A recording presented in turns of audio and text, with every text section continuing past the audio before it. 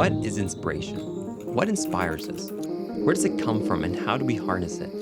Inspiration is a mysterious force for any artist. To explore these questions that I had, I connected with my friend David, an 18-year-old filmmaker with a natural gift for storytelling. We had been wanting to work on a video together, and after chatting for a while, we came up with an experiment. The experiment was, we would choose one movie still as our source of inspiration for the project, and we would then independently create a shot at home inspired by this movie still. The goal was not to simply copy it, but rather be inspired by it, capturing the essence, the color palette, lighting, mood, and feeling. I've been on a curious journey exploring what inspiration is, and I've been reading Rick Rubin's book, which has a lot of information about it. And while I don't understand inspiration fully, I've come to believe in two key truths that relate to this challenge. Every artist is inspired, either known or unknown to them. And every work of art is a result of countless threads of inspiration woven together, resulting in something entirely unique. I believe we carry and gather inspiration that gets logged into our beings as we live life, and at times we combine it all together and produce something completely unique and beautiful. We bring to life something that would have never existed before.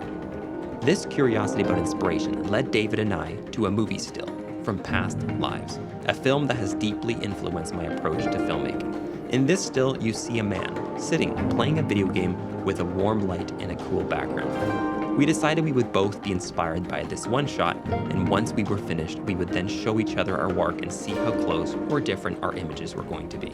So we both got to work.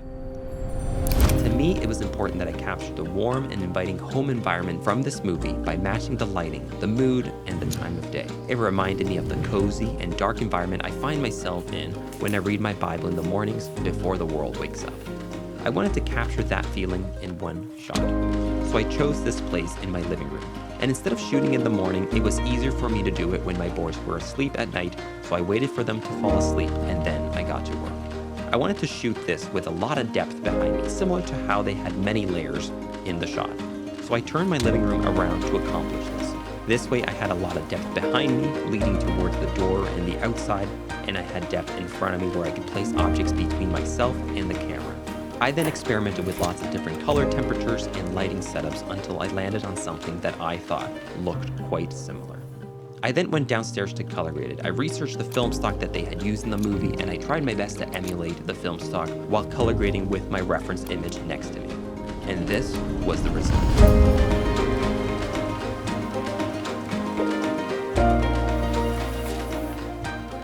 I then was so excited to call David and show him my version of the shot and see what he had come up with. So I called David.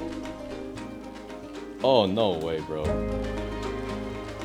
Yeah, it's got similar framing. I love that we both put the something. You can now watch his result on his channel, which I'll link down below, and see how he came up with an entirely unique video about the same challenge and see his result.